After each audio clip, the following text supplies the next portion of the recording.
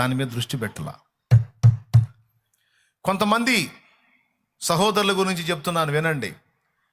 జీవనోపాధి చేసి పైసలు సంపాదించి తీసుకొచ్చి ఇంట్లో ఇవ్వటం, కుటుంబాన్ని పోషించటం మాత్రమే చూస్తారు. కానీ కుటుంబం అనే తోటని సేద్యం చేయటమే కాదు, దాన్ని కాయటము అనే ప్రక్రియని మర్చిపోతారు, వదిలేస్తారు, దాన్ని పట్టించుకోరు. మళ్ళీ చెప్తున్నా, కొంతమంది స్త్రీలు, కొంతమంది పురుషులు, ఇప్పుడు కాపురం, ఫ్యామిలీ, కుటుంబం అనేది కూడా ఒక తోటతో సమానం. నిద్ర వచ్చిన వాళ్ళు స్తోత్రం చెప్పండి, మెలుగుతున్న వాళ్ళు చెప్పండి. జాగ్రత్త, మైండ్ దగ్గర పెట్టుకొని నేనేం చెబుతున్నాను. నేను ముందే చెప్పా జాగ్రత్తగా వినాలి అని. ఫ్యామిలీని ఒక తోటతో పోల్చుదాం, కుటుంబాన్ని ఒక తోటతో పోల్చుదాం. కుటుంబ నాయకుడు, నాయకురాలు, తల్లి, తండ్రి అనుకోండి, నువ్వు, నీ భార్య. మీ బాధ్యత ఏంటయా? కుటుంబ పెద్ద బాధ్యత. కుటుంబానికి ఫీడింగ్ తీసుకొని రావాలి, ఆహారం తీసుకొని రావాలి, కుటుంబానికి ఎదుగుదలకి కావలసినటువంటి సపోర్ట్ చేయాలి. అంతవరకైనా కాయటం కూడా ఉందా? కాయటం ఉంది. చాలా కుటుంబాల్లో పోషణ మాత్రమే జరుగుతుంది కానీ కాయటం అనేది జరగట్లేదు. ఎందుకంటే ఆ పాయింట్ దగ్గరికి వచ్చేటప్పటికి ఆడ మనిషి, మగ మనిషి ఇద్దరు సోమరులు అవుతున్నారు. వాళ్ళు సగం కష్టమే చేస్తున్నారు కానీ వాళ్ళ కష్టం సంపూర్ణంగా నెరవేర్చట్లా. దీనివల్ల కాపురాలు విచ్ఛిన్నమవుతున్నాయి, పిల్లలు దరిద్రులుగా తయారవుతున్నారు. మళ్ళీ ఒకసారి చెబుతాం, మీకు అందరికీ బతుక్కి ఉపయోగపడిద్ది. ఆదాముకి దేవుడు అప్పచెప్పింది 2 తోటల్ని. ఒక తోటేమో ఏదెనులో అక్షరార్థంగా కనబడుతున్నటువంటి చెట్లతో నిండిన తోట. రెండవది ఆదాము భార్య, ఆదాము కుటుంబము అనే తోట. ఒక తోటని బాగానే సేద్యపరిచాడు, కానీ కుటుంబము అనే తోట విషయంలో మాత్రం అతను ఫెయిల్ అయ్యాడు. అంతా బాగుంటుందిలే అనుకున్నాడు, తను నిర్లక్ష్యం చేసిందే తనకు దెబ్బ కొట్టింది. తనకే కాదు, ఇప్పుడు ఆదాము సంబంధిత కుటుంబం అంతా చెరబడటానికి కారణం ఆనాడు వాళ్ళు చేసినటువంటి ఆ నిర్లక్ష్య, ఆ సోమరితన ఫలితమే ఈరోజు ఇదంతా ఇంత బాధ అనుభవించటం. ఆదాము ఏం చేశాడో తెలుసా? ఒకదానికే టైం కేటాయించాడు, తోటకే టైం కేటాయించాడు. కానీ ఇంకొక శాల్తీ ఉంది అక్కడ. ఈ శాల్తీని అశ్రద్ధ చేస్తే టోటల్ కొంపకే చేటు తెచ్చిద్దన్న సంగతి తెలియలే. నేను చెబుతున్నా, బ్రదర్, బయటికి వెళ్ళి పైసలు సంపాదించుకొచ్చి తీసుకొచ్చి ఇంట్లో భార్య బిడ్డలకి ఇచ్చి నేను బట్టలు ఇస్తున్నా, తిండి పెడుతున్నా అని సంబరపడుతున్నావా? అయితే అంతవరకే కాదు నీ పని. అసలు పని కుటుంబ వ్యవస్థను నువ్వు జాగ్రత్తగా కాయటంలో ఉంది. నీ భార్యను మరియు నీ బిడ్డల్ని ఇద్దరిని నీవు కాయవలసి ఉన్నది. ఓ తల్లి, అటు నీ భర్తని, ఇటు నీ పిల్లల్ని నీవు కాయవలసి ఉన్నది. ఈ 2 బాధ్యతలు నీకు ఇవ్వబడ్డాయి. ఇందులో ఎవరు కొంచెం మెతక ధోరణి వహించి సోమరితనంతో వ్యవహరించిన కుటుంబ వ్యవస్థ విచ్ఛిన్నమైపోతుంది. పిల్లలు భ్రష్టులుగా, దౌర్భాగ్యులుగా తయారవుతారు. నేను చెప్పేది సీరియస్గా తీసుకుంటే ధన్యులు మీరు. దీన్ని టేక్ ఇట్ ఈజీగా వదిలేస్తే మీ కర్మ గాలిద్ది, గ్యారెంటీ ఇస్తా. దేవునికి స్తోత్రం, హల్లెలూయా. అంటే ఒకవేళ ఇప్పటిదాకా మీరు దాన్ని అంతగా పట్టించుకోకపోతే సచ్చినట్టు పట్టించుకోవాలి. సింపుల్గా చెప్తాను. పిల్లవాడు స్కూల్కి వెళ్ళి వస్తున్నాడు, నీకు చదువు రాకపోతే నేను చేయగలిగింది ఏమీ లేదు. పిల్లవాడు స్కూల్కి వెళ్ళి వస్తున్నాడు, కాయటం అంటే చెప్తున్నాను నేను. స్కూల్లో వాడు ఏం చదివాడో, వాడి పాఠం ఏంటో, వాడికి ఇంటికాడ ఇచ్చిన హోంవర్క్ వాడు రాస్తున్నాడో లేదో, వాడు స్కూల్కి హాజరవుతున్నాడా, గైర్ హాజరవుతున్నాడా అనే విషయాలని తల్లి ఖచ్చితంగా పట్టించుకోవాలి. తల్లి ఏం ఆలోచించింది? జస్ట్ ఆమెకు పొద్దున్నే ఓ పని ఏమిటి? పొద్దున్నే లేవగానే ముందు వంట రెడీ చేయాలి, వాళ్ళకి కావాల్సిన ఏర్పాట్లన్నీ రెడీ చేయాలి. ఆయన పనికి వెళ్ళేవాడు, ఉద్యోగానికి వెళ్ళేవాడు అయితే ఆయనకి రెడీ చేయాల్సిన ఆయనకి, పిల్లలు స్కూల్కి వెళ్ళేటప్పుడు వీళ్ళకి రెడీ చేయాల్సింది వీళ్ళకి. అంతవరకు ఆమె పని అయిపోయింది. వాళ్ళు వెళ్ళిపోయిన తర్వాత తాపీగా ఒక చాయ్ పెట్టుకొని తాగో, లేదా కాఫీ తాగి ప్రశాంతంగా ఇంకా మిగిలిన పనులన్నీ చూసుకొని ఇక హాయిగా రెస్ట్ తీసుకోవటమో, లేకపోతే ఇంకేమైనా పనులు ఉంటే పనులు కల్పించుకొని చేయటమో చేస్తారు.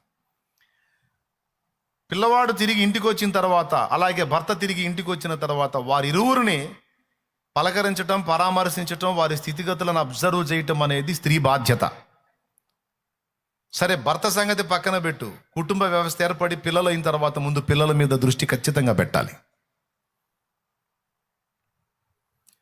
వాడి చదువు, వాడు ఏం చదువుతున్నాడు, వాడు హోంవర్క్ చేశాడా లేదా, వాడికి ఏం హోంవర్క్ ఇచ్చారు, ఖచ్చితంగా బాధ్యత గల తల్లి రిస్క్ చేయాలి. కానీ నేను చెప్తాను, 100లో దాదాపు 70% తల్లులు పట్టించుకోరు. వాడికి ఏం హోంవర్క్ ఇచ్చారో, వాడు ఏం రాశాడో, వాడు ఏం చదువుతున్నాడో, వాడు ఏం నేర్చుకుంటున్నాడో, వాడు వెళ్తున్నాడో లేదో కూడా సరిగ్గా పట్టించుకొని తల్లులు ఉన్నారు. దాదాపు నేను ఎరిగి, నా ఎరుకలో, నా అవగాహనలో 70% మంది తల్లులు ఇలా ఉన్నారు. 30% మాత్రమే, 30% మాత్రమే తల్లులు పిల్లల్ని కాసే పరిస్థితిలో ఉన్నారు. 70% మంది తల్లులు పిల్లల్ని పట్టించుకోని స్థితిలోనే ఉన్నారు. ఈరోజు అగ్రస్థానాల్లోకి వెళ్ళి ఏదన్నా కాస్త ఉన్నత దశలో ఉన్నారు ఎవరో తెలుసా? ఆ 30% తల్లులు పట్టించుకున్నారు. చూడండి, ఎవరిని పట్టించుకున్నారో వాళ్ళకి నైతిక విలువలు అబ్బినాయి. అలాగే వారు ఉండాల్సిన మెట్టు కూడా ఒక రేంజ్లోకి వెళ్ళిపోయారు వాళ్ళు. ఏ తల్లి, ఏ తండ్రి అయితే పిల్లల్ని బాగుగా పట్టించుకొని వారితో ఫ్రెండ్షిప్ చేసి, వాళ్ళని పలకరించి, వాళ్ళని పరామర్శించి, వాళ్ళ బాగోగులు చూసి, వాళ్ళని ప్రోత్సహించి, వాళ్ళతో చక్కని అనుబంధాన్ని ఏర్పరచుకొని వాళ్ళని సరిగా చెక్కకొచ్చారో వాళ్ళు గొప్ప ప్రయోజకులై ఇటు సమాజానికి, అటు కుటుంబానికి దీవెనగా, దీపంగా మారిపోయారు. సోమరులైన తల్లులు ఉన్నారు చూడండి. సోమరులైన తల్లులు పిల్లల్ని పట్టించుకోరు. కంటారు, ఏదో వాళ్ళకి అంత వండి పెడతారు, వాళ్ళని పంపుతారు, ఇంతటితో దరిద్రం వదిలింది అని వదిలించుకుంటారు. సాయంత్రానికి వాడికి వస్తే మళ్ళీ అంత కూడు పెట్టాలి, వాడికి స్నానం చేయించాలి, ఏదో తగలేయాలి, పంపించాలి. కానీ అది కరెక్ట్ కాదు. చివరికి వాడు చదివి చివరికి అర్భకుడిలాగా తయారవుతాడు. ఏముండదు వాడికి. ఎందుకంటే వాడిని టెస్ట్ చేయాల, పరిశీలించాల. తల్లి పట్టించుకోవాలా, తండ్రి పట్టించుకోవాలి. తండ్రి ఏమంటాడు, పొద్దంతా చేసి వస్తున్నా, ఇంటికాడు నువ్వేం చేస్తున్నావు, పిల్లల్ని పట్టించుకోవాలి. ఈ సీన్ ఎప్పుడైతే తెలుసా, ఎగ్జామ్లో వాడు ఫెయిల్ అయి వస్తాడు చూడు, అప్పుడు పట్టించుకుంటారు. అప్పుడు డిస్కషన్ చేస్తారు అన్నమాట. ఊహించుకుంటే ఎట్లనో తయారయ్యాడు. సోమరితనం. పట్టించుకోవాలా వాడిని. సరే, తల్లి పట్టించుకోవాలా, వదిలేసే. తండ్రి అన్నా పట్టించుకున్నాడా? పాపం తండ్రి పని ఒత్తిడిని బట్టి ఎప్పుడో అరాకొరగా పట్టించుకుంటే వాడు అరాకొర మాత్రమే లైన్లోకి వస్తాడు. చదువుకున్న తల్లివై ఉండి నీ పిల్లల్ని కాయుట అనేది నీ చేతుల్లోనే ఉందని నువ్వు ఎరుగుదువా?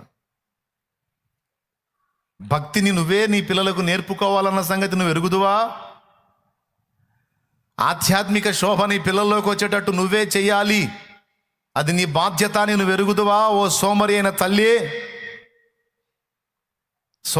తల్లి, ఏ కాడికి పిల్లల్ని వదిలించుకునే తత్వమే. నేను చూస్తాను, సండే కూడా నెంబర్ 1 సోమవారాలు కనపడతారు తల్లుల్లో కొంతమంది. నాకు నేను చెప్తానే ఉంటా, అక్కడే పక్కనే సండే స్కూల్ జరుగుతుంది, పిల్లల్ని తీసుకెళ్ళి వదిలిపెట్టండి అని చెబుతాను.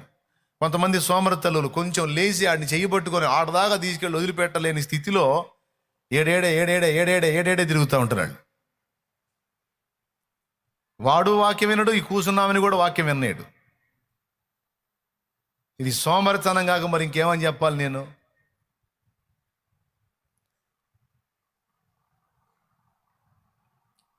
పిల్లలతో కాసేపు కూర్చొని మాట్లాడరు, మనసు విప్పి మాట్లాడరు, ఫ్రెండ్షిప్ చేయరు తల్లులు కొంతమంది.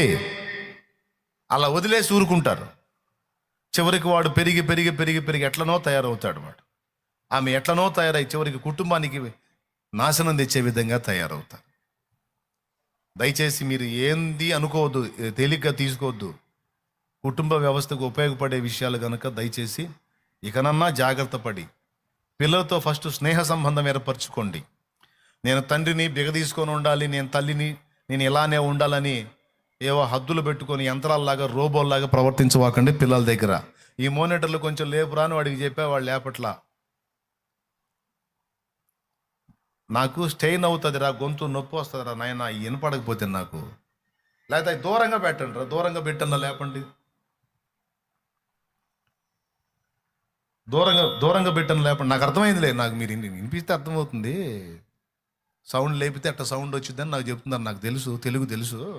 దూరంగా తగలబెట్టన్నా కాస్త లేపండి, వాల్యూమ్ లేపండి దాన్ని. మీ దృష్టి దాని మీద పోనీయద్దు. వాళ్ళు బ్యాలెన్స్ ఇప్పుడు కొంచెం పర్వాలా, ఇప్పుడు అంత మాత్రం ఉండాల. మీరు కూడా వినండి, అందరూ వినండి, మీరు కూడా వినండి రా, పాస్టర్లు కూడా వినండి. నేను సేవ చేస్తున్నాను పిల్లల్ని నిర్లక్ష్యం చేసి వాళ్ళని దౌర్భాగ్యులుగా తయారు చేసిన పాస్టర్లు ఉన్నారు. అందుకని చెబుతున్నాను నేను. పిల్లలతో ఫ్రెండ్షిప్ చేయాలి, పిల్లలతో సహవాసం చేయాలి, పిల్లలతో గడపాలి. పురుషుడా, భార్యకు సమయం ఇవ్వాలి, భార్యతో గడపాలి. భార్య పిల్లలతో అలాగా ఒకరోజు సెలవు పెట్టుకొనైనా సరే సమయం కేటాయించాలి. నీ బాధ్యత అది. నువ్వు తోటని కాయకపోతే, కుటుంబం అనే తోటని కాయకపోతే సర్పాలు ప్రవేశిస్తాయి. కాపురంలోకి ప్రవేశించవచ్చు, పిల్లల జీవితాల్లోకి ప్రవేశించవచ్చు. ఒక్కొక్క భర్త ఉంటాడు, భార్యను అసలు పట్టించుకోడు. భార్య మనోభావాలతో సంబంధమే లేదు, భార్య అభిప్రాయాలతో సంబంధం లేదు. ఏనాడు అలాగా ఆమెను వెంట పెట్టుకుని అలాగో ప్రదేశానికి తీసుకెళ్లిన దాఖలాలు ఉండవు, ఆమెతో ఫ్రెండ్లీగా మాట్లాడిన దాఖలాలు ఉండవు. అంతా నియంతృత్వము, అదొక టైపు మైండ్ కొంతమంది పురుషులది. ఏం పర్లా, అట్లనే సాగించుకోనానా, సర్పం వచ్చి నాకు అర్థమైద్ది. అప్పుడు వగిలిద్ది మూతి, 3 అంకలు తిరిగిద్ది. నిర్లక్ష్యం చేసిన కాపురంలోకెల్లా సర్పములు జొరబడతాయి, సర్పములు ప్రవేశిస్తాయి.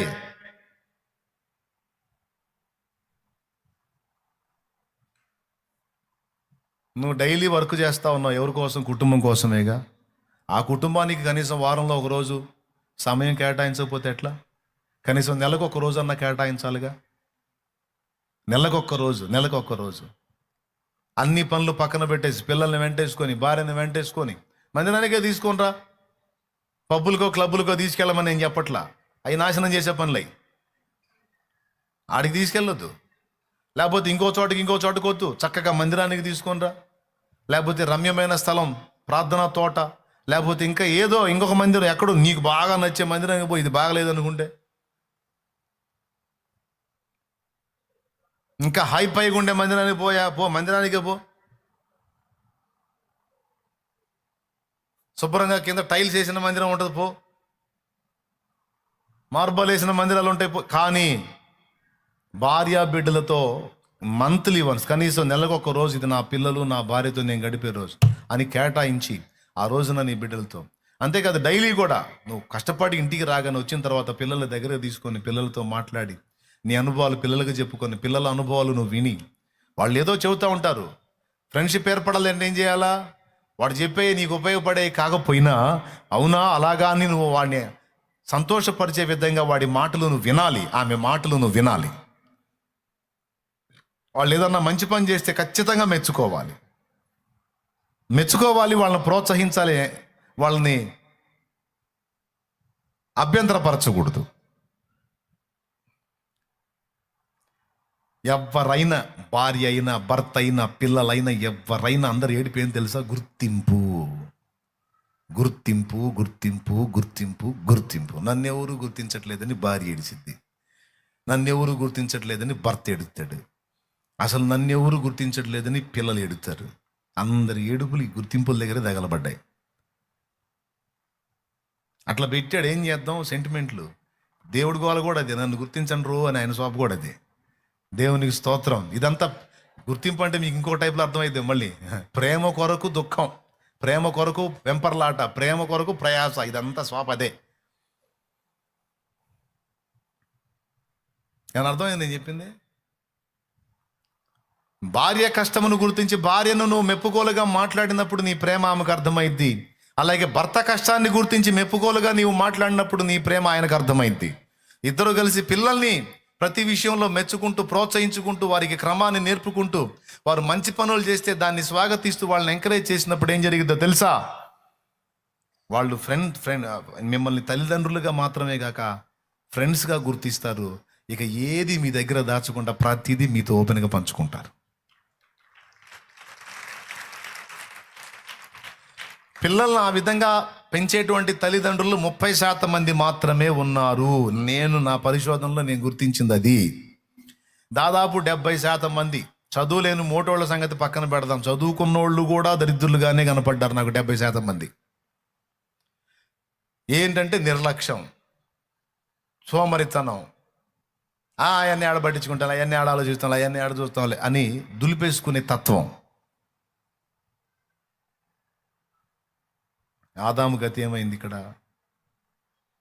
వదిలేశాడు ఆమెని. భార్య అడిగిపోయిద్దిలే, నేనంటే కష్టపడుతున్నాను, తోటని సేద్యం చేస్తున్నాను, కాపలా కాస్తున్నాను, ఆ అమ్మాయి ఆడని తోటలోనే కదా ఉంది, తోటలోనే తోట నడి మధ్యనే చెయ్యకూడని పని చేసే అవకాశం ఉందన్న సంగతి ఆదాముకు తెలిసి వదిలేశాడు.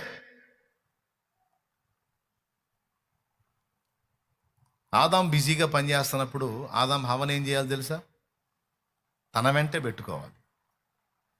కానీ నిర్లక్ష్యం చేసి వదిలేశాడు. ఆమె ఏం చేసిందో తెలుసా? భర్త కష్టపడుతుంటే ఏమేం చేయాలండి? బజార్లో అమ్మిడి తిరగాల? భర్త కష్టపడుతుంటే ఏమేం చేయాలి? ఆమెకు తగ్గ పని ఆమె కూడా ఎందుకు చేశాడు? ఆమెని సాటి అయిన సహాయంగా ఉండినట్లు చేశాడు. ఎవరెవరికి సహాయకులు?